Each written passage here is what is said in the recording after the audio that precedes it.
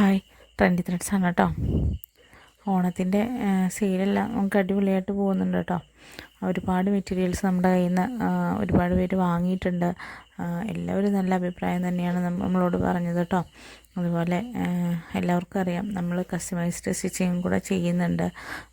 അതിൽ frock nightie, kaftan, അതുപോലെ short top, ഇതൊക്കെ കുർത്തിയൊക്കെ നമ്മൾ ചെയ്ത് കൊടുക്കുന്നുണ്ട് കേട്ടോ. അപ്പോൾ നമ്മുടെ മെറ്റീരിയൽ സെലക്ട് ചെയ്ത് കഴിഞ്ഞാൽ അത് വെച്ചിട്ട് നമ്മൾ അവരുടെ അളവിനനുസരിച്ചിട്ട് നമുക്ക് തയ്ച്ചു കൊടുക്കാൻ പറ്റും കേട്ടോ. അപ്പോൾ അങ്ങനെ വാങ്ങിച്ചവരും ഉണ്ട്, ഒരുപാട് പേര് അങ്ങനെ വാങ്ങിച്ചിട്ടുണ്ട് കേട്ടോ. അപ്പോൾ ആരും നമ്മുടെ അടുത്ത് ചീത്ത അഭിപ്രായമൊന്നും ഇതുവരെ പറഞ്ഞിട്ടില്ല കേട്ടോ. എല്ലാവർക്കും നല്ല അഭിപ്രായം തന്നെയാണ്. അപ്പോൾ അതിലൊക്കെ എല്ലാവരോടും താങ്ക്സ് ഉണ്ട് കേട്ടോ. പിന്നെ നമ്മുടെ മെറ്റീരിയലായിട്ട് കൊടുക്കുന്നത് നമ്മൾ സിംഗിൾ പീസായിട്ടും കൊടുക്കാറുണ്ട്. അതുകൊണ്ട് തന്നെ എവിടെയൊന്നും സിംഗിൾ പീസായിട്ട് കിട്ടാറില്ല, അങ്ങനെയൊക്കെ പറയും. സിംഗിൾ പീസ് എടുത്താൽ നമുക്ക് റേറ്റ് കൂടുതലാണ് എന്നൊക്കെ പറയുന്നവർക്ക് നമുക്ക് ഒരുപാട് മെസ്സേജ് അങ്ങനെ വരാറുണ്ട് കേട്ടോ, സിംഗിൾ പീസ് തരുമോ എന്ന് ചോദിച്ചിട്ട്. അപ്പോൾ നമ്മൾ സിംഗിൾ പീസായിട്ടും കൊടുക്കും കേട്ടോ.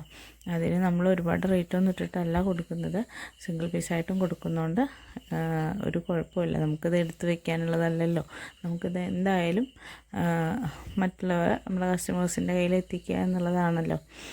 അപ്പോൾ അതും അഫോർഡബിൾ റേറ്റിൽ തന്നെ കൊടുക്കാനാണ് സന്തോഷം കേട്ടോ.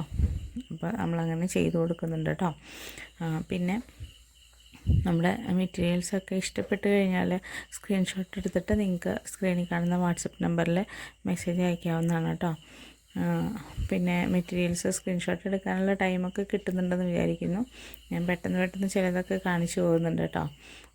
അപ്പം എല്ലാവരും നമ്മുടെ വീഡിയോ ഒക്കെ ഫുള്ളായിട്ടൊന്ന് കാണുക. ഇഷ്ടപ്പെട്ടാൽ ലൈക്ക് ചെയ്യുക, കമൻറ്റ് ചെയ്യുക, നമ്മുടെ ചാനലൊന്ന് സബ്സ്ക്രൈബ് ചെയ്യുക കേട്ടോ. അങ്ങനെ ഒന്ന് സപ്പോർട്ട് ചെയ്യുകയും കൂടെ ചെയ്യാം. പിന്നെ ഞാൻ നൈറ്റിലാണ് ഇതിന് വോയിസ് കൊടുക്കുന്നത് കേട്ടോ. അതുകൊണ്ട് തന്നെയാണ് കുറച്ചൊരു പതിഞ്ഞ സൗണ്ടായിട്ട് തോന്നുന്നത്. നൈറ്റിലാണ് ഇത് ചെയ്യുന്നത്. പകലൊന്നും എനിക്ക് സമയം കിട്ടിയില്ല, ഒരുപാട് തയ്ക്കാനും ഒക്കെ ഉണ്ടായിരുന്നു. പിന്നെ ഞാൻ പകൽ ജോലിക്ക് പോകുന്നുണ്ട്, നൈറ്റിലാണ് നമ്മൾ തയ്ക്കുന്നതൊക്കെ. ഇപ്പോൾ തയ്ക്കുന്നതെല്ലാം കഴിഞ്ഞിട്ടാണ് ഇതിന് വോയിസ് കൊടുക്കാനിരിക്കുന്നത് കേട്ടോ. അങ്ങനെ ജോലിയും അതുപോലെ വീട്ടിലെ കാര്യങ്ങളും നമ്മുടെ ബിസിനസ്സും സ്റ്റിച്ചിങ്ങും കൊച്ചിൻ്റെ കാര്യങ്ങളും കൊച്ചിൻ്റെ പഠിത്തം എല്ലാം കൂടി നമുക്ക് ഒരുമിച്ച് കൊണ്ടുപോകാനായിട്ട് നല്ലൊരു എഫേർട്ട് എടുക്കേണ്ടതായിട്ട് തന്നെയുണ്ട് കേട്ടോ. പക്ഷേ എനിക്കതൊരു വലിയ ബുദ്ധിമുട്ടായിട്ട് തോന്നിയിട്ടില്ല. ഈ ജോലി, ഈ സ്റ്റിച്ചിങ് അല്ലെങ്കിൽ നമ്മുടെ ഈ ബിസിനസ് എന്ന് പറയുന്നത് എനിക്കിഷ്ടപ്പെട്ട് ചെയ്യുന്ന ഒരു ജോലിയാണ് കേട്ടോ. എനിക്ക് ചെറുതിലേ തൊട്ട് സ്റ്റിച്ചിങ്ങിനോട് ഭയങ്കര ഇഷ്ടമായിരുന്നു കേട്ടോ. കാരണം ഞാൻ സ്വന്തമായിട്ട് സ്റ്റിച്ച് ചെയ്തിട്ട് ഡ്രസ്സ് ഇടുക എന്നൊക്കെ പറയുന്നത് എനിക്ക് ഭയങ്കര ഇഷ്ടമുള്ള കാര്യമാണ്. എനിക്ക് വേറെ ആരുടെ അടുത്ത് കൊടുത്ത് തയ്ച്ചാലും അത്രയും അങ്ങനെ സാറ്റിസ്ഫൈഡ് ആയിരിക്കില്ല ഞാൻ എപ്പോഴും കേട്ടോ. പിന്നെ ചെറുതിലൊക്കെ നമുക്ക് എപ്പോഴും റെഡിമെയ്ഡ് ഡ്രസ്സുകളാണ് നമുക്ക് എപ്പോഴും എടുത്ത് തന്നിരുന്നത് കേട്ടോ.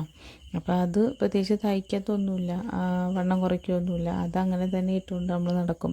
അപ്പോൾ അങ്ങനെ വലിയ നമുക്ക് പാകമില്ലാത്തൊരു ഡ്രസ്സ് ഇട്ട് നടക്കുന്ന പോലെയാണ് എനിക്ക് തോന്നാറ്. അപ്പോൾ അന്നും അങ്ങനെ ഉണ്ടായിരുന്നു. നമുക്കന്ന് തയ്ക്കാനോ വീട്ടിൽ മെഷീനോ വേറെ കാര്യങ്ങളോ അല്ലാതെ പഠിക്കാൻ പോവോ, എനിക്കന്ന് മെഷീൻ ചവിട്ടാൻ പോലും എനിക്കറിയില്ലായിരുന്നു കേട്ടോ. അപ്പോൾ അങ്ങനെ ഇരിക്കുന്ന സമയത്ത് ഞാൻ 10th കഴിഞ്ഞിട്ട് പിന്നെ പ്ലസ് ടു എൻ്റെ വെക്കേഷൻ പ്ലസ് ടു കഴിഞ്ഞിട്ട് ഡിഗ്രിക്ക് പോകുന്നതിന് ഇടയ്ക്കുള്ള ഒരു ടൈമിലാണ് ഞാനൊരു 2 മാസം സ്റ്റിച്ചിങ് പഠിക്കാനായിട്ട് പോയിട്ടോ. അപ്പോൾ നമ്മുടെ വീടിനടുത്ത് തന്നെയാണ് ഒരു ടീച്ചർ പഠിപ്പിക്കുന്നുണ്ട്. അപ്പോൾ ഞാൻ അവിടെ പോയിട്ട് സ്റ്റിച്ചിങ് പഠിച്ചു. അപ്പോൾ ടീച്ചർ ബേസ് തൊട്ടാണ് തുടങ്ങുന്നത്, അല്ലാതെ നമുക്ക് ഇന്നത് പഠിക്കണമെന്ന് പറഞ്ഞ് ചെന്നാലൊന്നും അവിടുന്ന് പഠിപ്പിച്ചു തരില്ലായിരുന്നു കേട്ടോ. അപ്പോൾ നമ്മളങ്ങനെ ബേസ് തൊട്ടിട്ട് തുടങ്ങി 2 മാസം കൊണ്ട് എൻ്റെ ആഗ്രഹം കൊണ്ടായിരിക്കണം എനിക്ക് പെട്ടെന്ന് പഠിച്ചെടുക്കാൻ പറ്റിയായിരുന്നു കേട്ടോ. അപ്പോൾ ഞാൻ കുറച്ച് നമുക്ക് ആവശ്യമുള്ള ഒരു ബ്ലൗസൊക്കെ തയ്ക്കാൻ വരെ എത്തി. ഞാനങ്ങ് പെട്ടെന്ന് തന്നെ ഏകദേശമൊക്കെ റെഡിയായി. എൻ്റെ ഒരു ആഗ്രഹം കൊണ്ട് ഞാൻ പെട്ടെന്ന് എത്തി എന്ന് വേണം പറയാൻ. അപ്പം അങ്ങനെ എത്തിക്കഴിഞ്ഞ് പിന്നെ അപ്പോഴത്തേക്കും ഈ സമയം കഴിഞ്ഞു, നമ്മുടെ വെക്കേഷൻ്റെ ടൈം അങ്ങ് കഴിഞ്ഞു. ഞാൻ പിന്നെ ഡിഗ്രിക്ക് ചേർന്ന സമയത്ത് എനിക്ക് ബസ്സിനുള്ള പൈസയൊക്കെ കണ്ടെത്താനായിട്ട് ഞാൻ എൻ്റെ ഫ്രണ്ട്സിൻ്റെയൊക്കെ ചുരിദാറൊക്കെ തയ്ക്കാനൊക്കെ ആയിട്ട് വാങ്ങിക്കും. അപ്പോഴത്തേക്കും മെറ്റീരിയലൊക്കെ എടുത്ത് തയ്ക്കാൻ തുടങ്ങി കേട്ടോ. അങ്ങനെ അവരുടെയൊക്കെ ഡ്രസ്സൊക്കെ വാങ്ങിച്ച് തയ്ക്കാൻ തുടങ്ങി. അങ്ങനെ നമുക്ക് ബസ്സിനുള്ള പൈസയൊക്കെ അതിൽ നിന്ന് കിട്ടും കേട്ടോ. അപ്പോൾ ആദ്യമായിട്ടാണ് ഓണത്തിൻ്റെ ഒരു സമയത്ത് നമ്മുടെ വീട്ടിനടുത്തുള്ളൊരു ടൈലർ ചേട്ടൻ എനിക്ക് കുറച്ച് തുണികളെ വെട്ടിയിട്ട് കൊണ്ടുതന്നു. അപ്പോൾ ചേട്ടൻ്റെ കടയിൽ തിരക്കാണ്. അപ്പോൾ നീ തയ്ക്കുമെന്ന് അറിഞ്ഞു, നീ എനിക്കിതൊന്ന് തയ്ച്ച് വെച്ച് തരാമോ എന്ന് ചോദിച്ചു. അപ്പോൾ എനിക്ക് അതിൽ നിന്ന് കുറച്ച് പൈസ തരാമെന്ന് പറഞ്ഞു. അപ്പോൾ എനിക്ക് സന്തോഷമായിട്ടോ, ഞാനത് വാങ്ങിച്ചു വെച്ചു. അങ്ങനെ ആ ചേട്ടൻ പറഞ്ഞ സമയത്ത് ഞാൻ തയ്ച്ചു കൊടുത്തു. ചേട്ടൻ വേറൊന്നും അതിന് കംപ്ലൈൻ്റ് ഒന്നും പിന്നെ എൻ്റെ അടുത്ത് പറഞ്ഞിട്ടൊന്നുമില്ല കേട്ടോ. അപ്പം എനിക്ക് തോന്നി, എനിക്ക് തയ്ച്ചത് അപ്പോൾ ഇഷ്ടമായിരുന്നു എന്ന് എനിക്ക് തോന്നി. അളവ് കറക്റ്റായിരുന്നു, നന്നായിരുന്നു എന്നൊക്കെ എനിക്ക് തോന്നിയായിരുന്നു. എന്നോട് പിന്നെ അതിനെക്കുറിച്ചൊന്നും പറഞ്ഞില്ല. എനിക്ക് ക്യാഷൊക്കെ കൊണ്ടുതന്നു. പുള്ളിക്ക് സന്തോഷമായി. അങ്ങനെ എനിക്കത് ഭയങ്കര കോൺഫിഡൻസ് തന്നു കേട്ടോ. അങ്ങനത്തെ ഒരു സംഭവം എനിക്ക് നല്ല കോൺഫിഡൻസ് തന്നു. പിന്നെ ഞാൻ വീട്ടിനടുത്തുള്ളവർക്ക് അവരുടെ കയ്യിൽ നിന്നൊക്കെ തയ്ക്കാൻ വാങ്ങിക്കുമായിരുന്നു.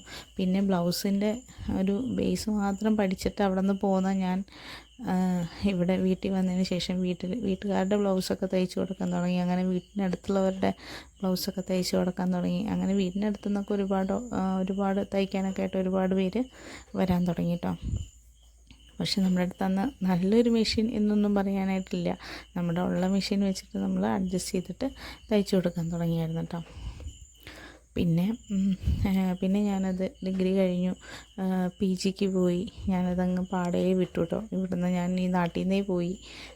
അപ്പം നമുക്ക് ആ ഒരു ടച്ച് ഇല്ലാണ്ടായി, പാടേ വിട്ടു.